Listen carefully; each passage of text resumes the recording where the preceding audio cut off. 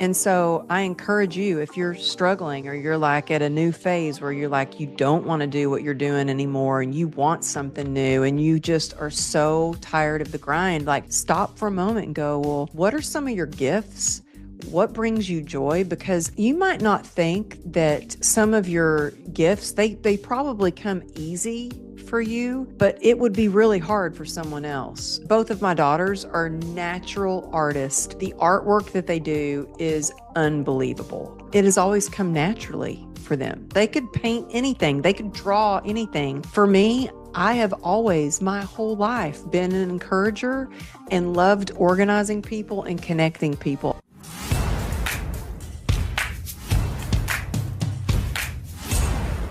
Welcome to another episode of Negotiate Your Best Life. Oh my God, I love when I get to bring you my best friends who are also freaking rock stars, badass, beautiful. Amberly Lago is one of my dearest and dearest who I love. And she's also a best-selling author, a TEDx speaker, an expert who speaks to millions of people. She's got an amazing mastermind, her top-rated Amberly Lago show. I mean, need I go on? But more importantly, she's one of the most authentic, genuine, kind, amazing people that I know on the planet. And I cannot wait for you guys to learn more from her, all that she's gone through, how to really find joy in the struggle of life, through pain, through difficulty, through trauma, through drama, through chaos. She knows how to find the joy and she embodies it and she inspires it. And thank you, Amberly, for being here. Oh my goodness, Rebecca, I love you. And I'm like, wow, what an introduction. I just want you to come with me everywhere I go, please. It's just off the cuff, my love. Well, we were talking like almost an hour probably before we started recording. I'm like, oh yeah, Wait a minute. doing a podcast. Yeah. Yes, over here. Let me turn on record so you guys can just listen in on two girlfriends having a conversation. But more importantly, you've got a brand new book, Joy Through the Journey, and wow, this is going to help so many people. Your first book already has helped thousands of people around the world, and you've inspired millions through your podcast, through your Instagram, through everything. Tell us why you decided to write Joy Through the Journey, this next book. Well, honestly, it's been something that's been on my heart for almost 3 years now. But I think I have always been a pretty joyful person. And I'll never forget, like after my motorcycle accident, and I could finally start to walk again after 34 surgeries. And I was in physical therapy. And my physical therapist said, "Hey, I have a friend that had a very similar accident to yours. He was in a motorcycle accident. Also, I told him about you. He wants to come and meet you." I was like, "Yeah, bring him over. I want to meet him." So he gets there and I was like, "Look at this." And I'm walking around in like a circle in the middle of the physical therapy facility. And it was pretty scary how I was walking. I mean, and I had on shorts. I'm completely scarred up. And the scars back then were really raw, red, and my leg was swollen. It looked like I had been through a war. And I have the biggest smile on my face. And this guy goes, he looks at me and he looks at my physical therapist and he's like, "What's wrong with her? She is way too happy." And it was more than happy. It was like from deep within this joy because I was so grateful to be walking again. Mm. And from a young age, I remember, childhood is not perfect for anybody. Well, maybe for some people, but mostly nobody has like a perfect childhood, and mine certainly wasn't perfect. And there was a lot of pain. And I remember purposely doing things. I didn't know what the word joy was back then, but I purposely and intentionally did things that brought me that feeling of joy. That's how I got into dance and I danced everywhere I went. In fact, I still dance. In fact, I just got back from Minneapolis and my hubby was sweet enough to pick me up from the airport. And I spoke at Renee Rodriguez's event. He gave me the coolest, like, their Apple earphones, and I love them. And I'm standing out by the curb waiting for him to pick me up, and I have my earphones on, and I'm out there dancing. And I kind of look up, and Johnny's just standing there laughing at me. He's like, I've been standing here for a while. And I was like, oh, I'm sorry. I was in my own little world. I was dancing. So I wanted to write a book about joy and how to spark more joy in your life, because even we were talking before we started recording about how this last year has been probably, besides right after my motorcycle accident, the hardest year health wise for me. Mm. I was back in a wheelchair and out of a wheelchair. I was in the hospital. I was out of the hospital. I was in urgent care and back, urgent care. And I just told you I haven't shared this publicly. I told you, and I don't think I've told anybody else, Rebecca, but I'm scheduled for another spinal stimulator after I said I can't do this until after my event in April. And so May 1st, they're like, okay, then May 1st. And I'm like, oh, great, that'll be fun. But throughout, this last year, writing a book, it did something for me. It really was almost like, okay, you're getting a lesson. Do you really believe in your message? Can you really find joy through losing your dog, through being back in a wheelchair, and I really had to practice all the actionable steps, all the tools that I share in real time. And I think sometimes that's how things work. And that's why I'm like, okay, this makes me believe in this even more, because I've had to apply them. And you know what though? I know sometimes people write books and they're like, I'm so excited to get this book out there.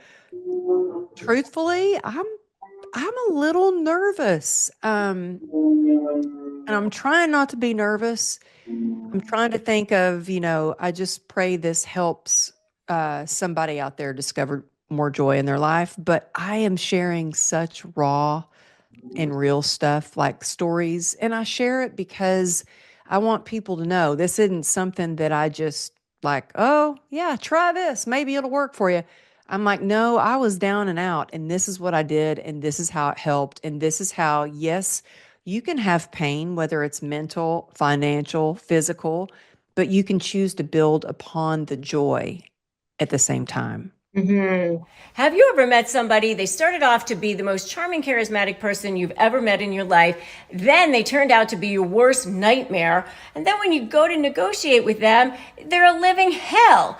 Well, I developed something called the SLAY method of negotiating with narcissists, and it has helped tens of thousands of people in more than 150 countries win, go from feeling drained and defeated to getting the outcomes they want. And the reason why it works is because I spent more than 20 years studying narcissism as a trial attorney, and now I'm here to help you win too, and also take your suffering and turn it into your superpower. Take your pain and turn it into profit, peace, and purpose as a highly specialized high conflict negotiation coach. If you want to learn how to do it, then just go to RebeccaZung.com/apply, and I will show you how.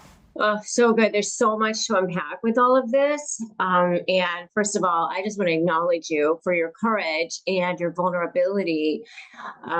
That's just who you are. Like, I just want everybody to know that what you're seeing here or you're listening to right now, that's the true version of Amberly. She is who she is. And that's one of the things I love about you. But you mentioned a little bit about your motorcycle accident, which is how you almost lost your leg, which I just want to, for those of you who don't know the story, she almost lost her leg in a motorcycle accident, and I had to have, I don't know, 40 surgeries or something. I don't even know, like they 34, but who's counting? Yeah, so many. And she like had to go learn how to walk again. And I mean, they really gave her like a 1% chance of keeping her leg. And then after that, you've still lived with chronic pain. Yeah. And you have that even till today. And that's why you're having this spinal stimulator put in, which is, and I've seen you go through it. I mean, it's, You've been a true blue friend. I mean, I love you so much. And, for sticking by my side when I was not doing well, like not doing well at all. And for, to be able to just let my guard down and go, yeah, I'm not doing well, and be able to confide in you and you be there for me. And I was just like, so we were talking before, and I was saying how grateful I am to have you in my life, that it's rare when you find those friends that are there with you through the thick and thin. And so I appreciate you. But yeah, it was a rough year, and I never thought I would revisit having a spinal stimulator again, because I did the trial before and it was not good. And even I would say, like, even well, like 6 months ago, I had a doctor that wanted to do the stimulator, and I was like, absolutely not. I am not doing that again. That was a disaster. Then I had another doctor say, well, you might want to try this spinal stimulator. And I was like, okay, I'll do it. Well, at first I didn't. At first I was like, no, I'm not going to do it. And then the next time I saw him, I was like, okay, maybe we try it. It's mm-hmm, a trial. So I'm going to look at it as like I'm taking it for a test drive. mm-hmm. But I was just like, man, I am going to be completely scarred, seriously, from head to toe after this. And still beautiful. You're so sweet. I'm like, oh, what's another scar? What's another one? Hey, those are, how you have your joy through the journey, because, it's every scar is a learning, it's a lesson, it's a blessing, it's a way to move forward. And I want to talk more because you also are so open about, after all of that trauma, you developed an addiction. Tell us about that. And I talk a lot about that in this book. I mean, people might be surprised some of the stories that I tell, Tell what? because, Tell the most surprising and shocking one here. well, I think that, I was never a big drinker, and I started drinking to really cope with the pain. It was like I was self-medicating. And Yeah. so I was always, focused on my career. And then when nothing worked for the pain, I started drinking. And lo and behold, it got a hold of me quick. I always thought I was so different from other people in my family that had addiction. And what I learned is addiction does not discriminate. And I had so much shame about the drinking and about getting sober. I mean, in fact, when I decided to get sober, I had so much shame about it, but I knew I needed help. And I was to a place, I mean, I was really to a place where I was like, you know what? My daughters deserve a better mom. They could find a better mom. My husband could find a better wife. He'll be fine. He'll be fine without me. Like, I was thinking about how I could exit. Like, I'm done. Let me check out. Didn't want to live, but I was too afraid to die. And I thought, I can't believe this. I have survived this horrific motorcycle accident only to be slowly killing myself with alcohol. Like, and it was when I was in desperation, and I started praying, and I was like, I need help. And it gave, I feel like I had that little bit of courage that was like nudged me to go ask for help. And I messaged one of my former clients, which took it. I was so just didn't want to call her, but I didn't know what to do. And so I called her, and she goes, yeah, I'll take you to a recovery meeting. And a week went by and I never heard from her. And I was like, you know what? I think I really am going to die. I need help now. And so I started Googling recovery and 12-step programs. And I found a meeting that was when my husband was at work and my daughter would be in school. So I went from sneaking my drinking to sneaking recovery. And when I walked in that room, it was scarier than any surgery I ever had, to walk into that room and admit that I had a problem. but I sat in the very back of the room in between a nun and a cowgirl. I mean, seriously, there was a lady with a cowboy hat on and a cowgirl, and this is in California, recovery in California, and a nun. And I thought, well, my gosh, if a nun can be an alcoholic, I guess I can too. But I heard hope in the stories that they shared. I saw joy, that sparkle, that twinkle in their eye. And so I kept going back, and that was 2016. And by the grace of God, I got sober and got my life back. I got something even better. But what I share in this in my book are stories about like how hard it was and how ugly it got, and how I climbed out of that, and slowly but surely the light came back on inside me. And I think that we all have a light within us, and we have to find ways to keep that light burning bright. And so I always say, have a joy ritual. Like, what brings you joy? Because I know, I know a lot of entrepreneurs listen to your show. And as an entrepreneur, when I started, I'll keep it real with you. When I started writing my book, I was doing like marathon Zooms. I would be on Zoom there was one day I was on Zoom for 12 hours. Mm-hmm. And I got off and I was like, I have no joy because I hadn't moved my body. I didn't get sunshine. I didn't get to work out. Like, I was letting my non-negotiable slip by the wayside, and that was sucking the joy right out of me. And I was like, if I'm going to write a book about joy, by gosh, I better start having some more I joy. And see what you so preach. Yeah. yeah. And so Yeah. I was like, I can't write a book about joy if I'm not sparking it myself. And that was a big eye-opening thing for me. I was like, you know what? What are your non-negotiables? What are things that bring you joy?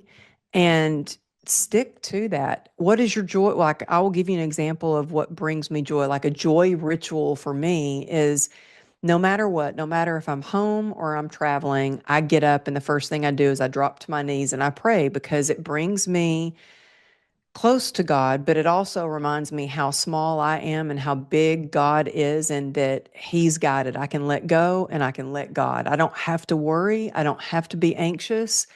He's got a plan. I just do the work and I stay obedient, and He's got the plan. I have my gratitude. It's been so cold here in Texas. I start the fireplace. After I have my gut health drink, then I have my coffee and I do some writing and I set my intentions. And you know what? I do all these things before I start to look at my phone. Because believe me, I want to scroll through social media. I want to scroll and see what's going on Instagram. But I'm like, nope, I need to get grounded and do things that bring me some joy and fill my cup up before I am out there in the world. And I just got a new assistant that I love. It's the first time ever, Rebecca, that I have had somebody help me set those boundaries for my schedule. And that is part of, if you want some joy, you need to have some healthy boundaries. And Totally.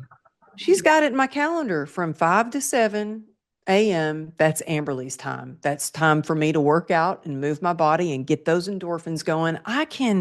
Let me tell you, on the way to the gym, I got some gospel music playing Love it. loud. And then when I get to the gym, I've got AC/DC playing, or my husband makes fun of me. He's like, "What are you listening to?" I'm like, "Metallica." Oh, that's my husband's workout music. It's funny because we just went to this abundance and prosperity workshop all weekend. It was like 10 a.m. to 7 on Saturday and Sunday. And Sunday night, my husband went with me to it. Saturday night, he's like, I'm going to the gym. And he's like, are you coming with me? I'm like, oh, I don't feel like it. And he's like, well, I'm going. I'm like, all right, I'm going. So by the time I got on the treadmill, and I was like putting on Bruno Mars, 24 karat magic in the air. And, I'm like, oh my God, I'm so glad that he like made me do this. I felt so much better because I hadn't moved my body all day. It seems like every celebrity has access to GLP-1s these days, but what about the rest of us? Now you don't need to be rich or famous to access personalized, tailored weight loss solutions just for you. Through Hers, you can take control of your health. Hers is changing women's healthcare by providing access to holistic weight loss solutions, including GLP-1 treatments with the same active ingredients as Ozempic and Wegovy, oral medication kits, and more. You'll connect with a medical provider who will develop a plan based on your needs. And if prescribed, your medication is included as part of a doctor-designed weight loss program, complete with ongoing care, online support, all at no additional cost. Plans start at just $199 a month with a 12-month subscription, paid up front, and your treatment ships directly to your door. So if you've been struggling with weight loss and you want to find the right solution just for you, start your free online visit today at forhers.com/negotiate. That's forhers.com/negotiate for your personalized weight loss treatment options. Hers is not available everywhere. Compounded programs are not FDA approved or verified for safety, effectiveness, or quality. Prescription required, restrictions apply. Wegovy and Ozempic are not compounded. You know? It helps so much. And like, I know for me, like yesterday, I was coming out of the gym and I was listening to really good music and I had a really good workout. And I'm coming out and I'm like dancing through the parking lot. And I'm like, if somebody saw me right now, they would be like, that girl, what's wrong with that girl? I don't care because it I brings me joy. don't care. In Me too. fact, I went to dinner. I had spoken at this event, and it was all these billionaires, and I was invited. There was all these billionaires, and then there was me and Ruby. I try to bring Ruby to as many places as I can, and this one guy in the table, like the table's quiet, and he looks at Ruby and goes, "So Ruby, what's one thing that your mom does that really embarrasses you?"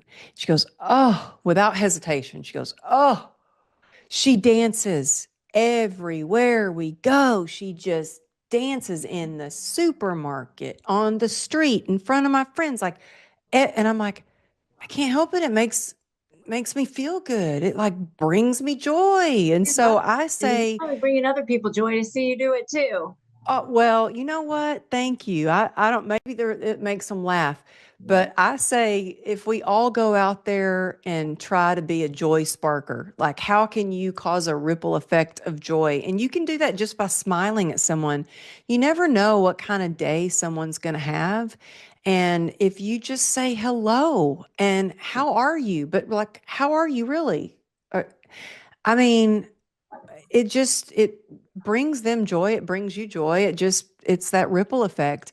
And then I think it's also very important to go out there and do joy spotting, meaning go out and really pay attention to the little things or big things that bring you joy. And that could be the sunrise or the sunset, it could be a butterfly. I mean, I can see a dragonfly fly in front of my car I and love kind of I'm like, oh my they're so gosh. meaningful to me for so many reasons. So that's I mean, you talk about gratitude. I want to just before I even get to that, you have been honest about some financial difficulties that you had. I mean, there's a lot of people who listen to me here who are feeling like, you know, they're in such a low place financially that they can't ever start over, like that there's a hole that they're in that they can never get out of. And I would love for you to talk about that. Oh my goodness. Yeah.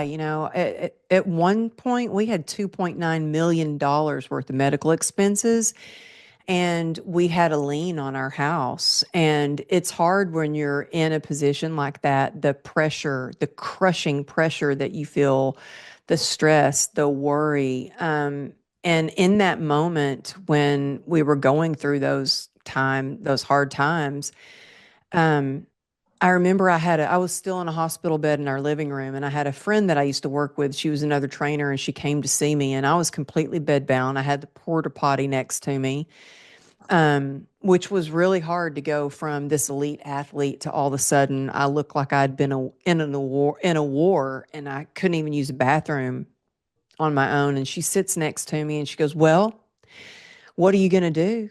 You can't be a trainer anymore because I was in the fitness industry. I was a physical trainer. I ran a fitness business, and I just burst into tears. I just started crying. I was like, what do you mean I can't be a trainer anymore? And believe me, I tried to get back to doing that, and I learned I don't think resilience is bouncing back. I think resilience is having the courage to move forward and choosing a life of joy and happiness, Mm. no matter what your circumstances are. And so I remember thinking, okay, well, after, she left and I wasn't crying anymore, I'm like, okay, well, what am I going to do? And one of the first questions I asked was, okay, well, what brings me joy? And so I encourage you, if you're struggling or you're like at a new phase where you're like, you don't want to do what you're doing anymore and you want something new and you just are so tired of the grind, like stop for a moment and go, well, what are some of your gifts? What brings you joy? Because you might not think that some of your gifts, they probably come easy for you, but it would be really hard for someone else. Like, there are some people that are just both of my daughters are natural artists. I mean, the artwork that they do is unbelievable. And it has always come naturally for them. It's natural. They could paint anything, they could draw anything. For me, I have always, my whole life, been an encourager and loved organizing people and connecting people. I think my husband brought this up the other day. He said, yeah, I remember you were telling me when you were little, you had a club and you called it the Super Chicks and you had t-shirts made and you were like the president of the club and you would meet in the chicken coop. And I look at what I do today, it's like, I have the Unstoppable Life Mastermind, and I love bringing women together and telling them, hey, you're unstoppable. Let's go be unstoppable today. And we go out there and we do our thing. And so, probably something when you're younger is directly tied to your purpose and what brings you joy. It might look a little bit different, but it's probably very similar. So I would write down and think about what brings you joy and how can I have that in my life?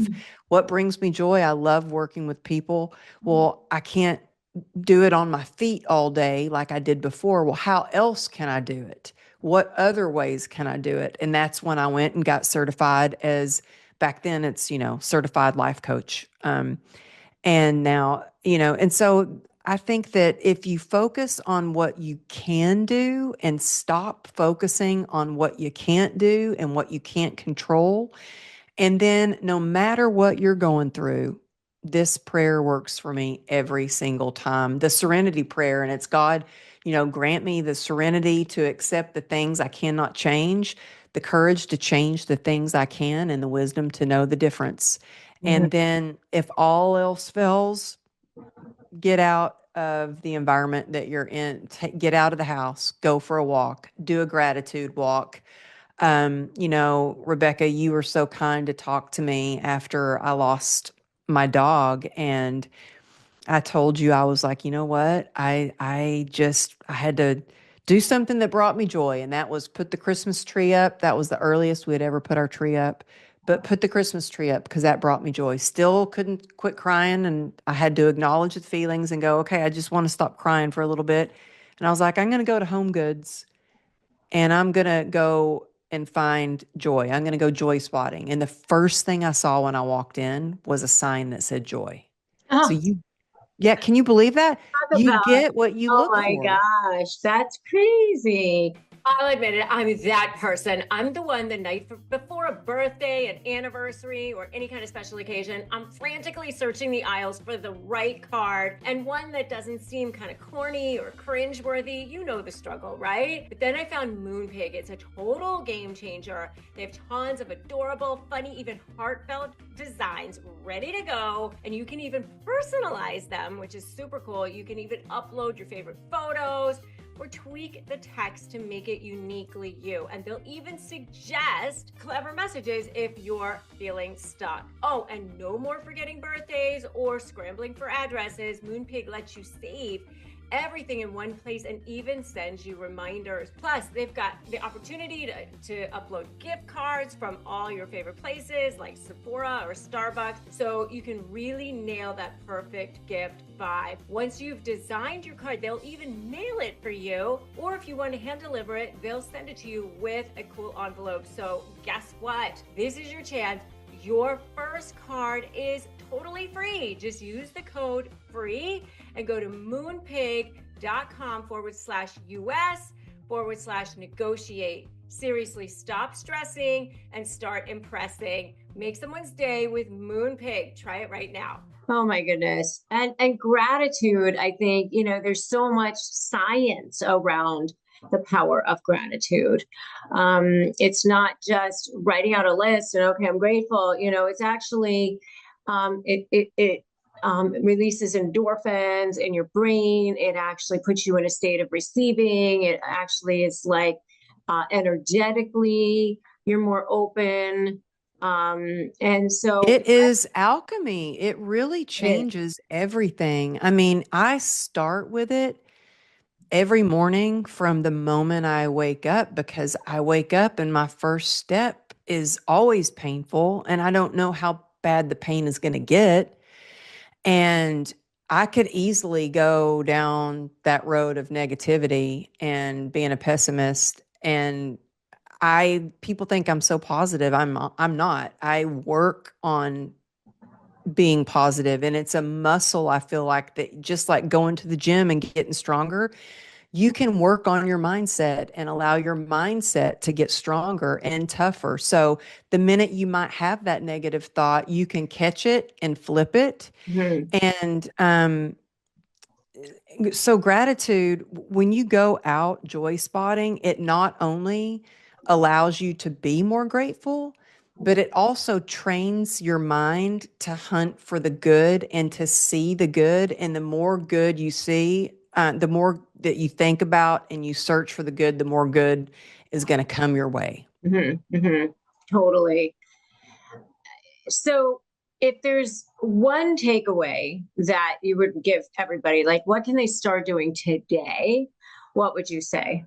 Well, definitely practice gratitude and get accountability. So like I have a group of ladies, we call ourselves the God Squad Mhm. and we have a gratitude practice together. We text each other every day 10 things we're grateful for. And it also allows us to stay connected. And I think that if you want to spark joy, like me, when I was in extreme pain, I tend to want to isolate. I don't want anybody to know that I'm in pain. I just want to pull the covers over my head and hide. And I've learned to take contrary action and reach out and connect. Even, when my dog died, one of the reasons I wanted to go to Home Goods is because I needed to see people and smile at them and have them smile back at me. Mhm. And then, so the easy things that you can start to incorporate into your day is gratitude practice. I end my day with gratitude too.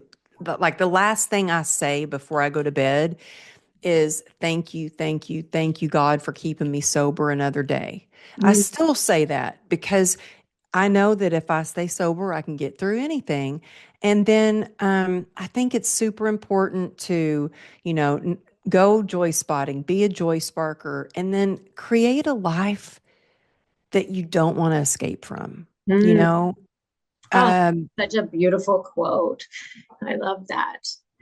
like I had to create a life that I don't want to escape. I love my life. I love that I have friends like you in my life and that I am blessed enough to be back on your show. I mean, thank you so much. And so create a life and sometimes that's hard. You have to set boundaries, and I know that's not always easy. You have to say no, but just remember when you're saying yes to someone, you're saying no to yourself or somebody in your family.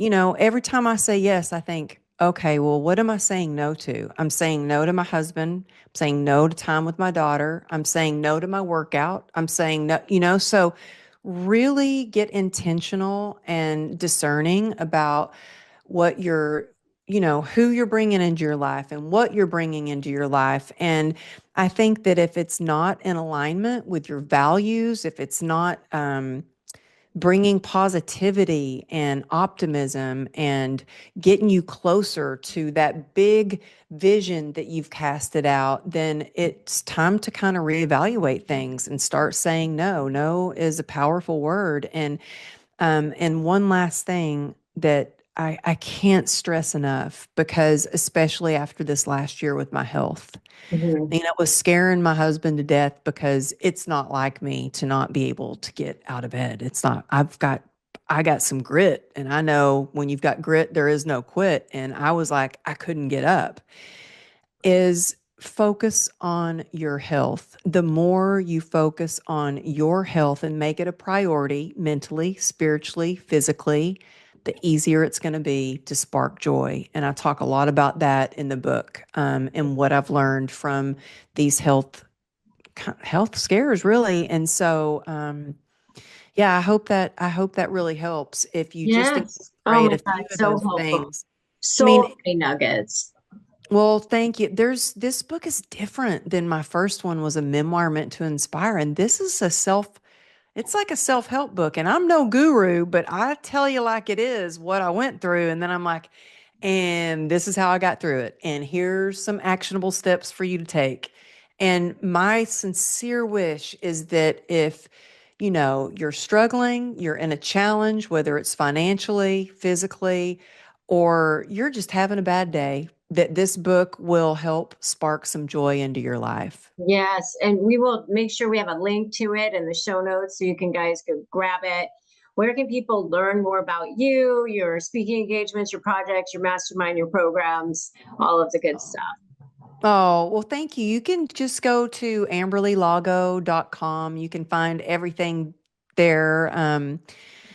From the podcast to the mastermind, the books, the events, upcoming events. My next one's in April, and I hope you can come, Rebecca. Yeah. But yeah, and then Instagram is where I mostly hang out and do some behind the scenes shenanigans. And sometimes Johnny, like he called me and I was at the airport, and I had been at the airport. I was on my way to go do this speaking gig, and I just recorded a video, and he's like, Amberly, what are you doing? Take that down. And I'm like, really? He goes, yeah, take it down. It doesn't look good. So he's my image Oh, consultant. He used to good. be a cop. Now he Hey, you polices need that. me. You need an image consultant like that, like this really for you and in your corner. That's awesome. Yes, yes. And he will tell me the truth. He'll be like, what are you wearing? No, that does not look good. It's good. He has your best interest at heart. So, He well, is. He's good. definitely, and he is. He's a good egg. I know Johnny, and he's awesome. So everybody go and check her out, get her book, follow her, do all the things because I can't stress enough how much joy you'll have in your life just by following her and being part of Amberly's world. So thank Thank you, you. Amberly. You Thank you. Oh, I almost forgot to tell you. And if you join, you get in the book club for free. So, yeah. I mean, if you buy the book, you get in the book club. Can you believe that, okay? Rebecca? I'm So having a book club. do that. Do it right now. It's going to All be right. fun. We're going to Yes. spark some joy. Yes, you are. Well, you already do. All right. Thank you so much, Amberly. And thank you, everyone, for listening. And as I always say, today's a great day to start negotiating your best life. And I'm telling you to do it with joy. So thank you all for being here.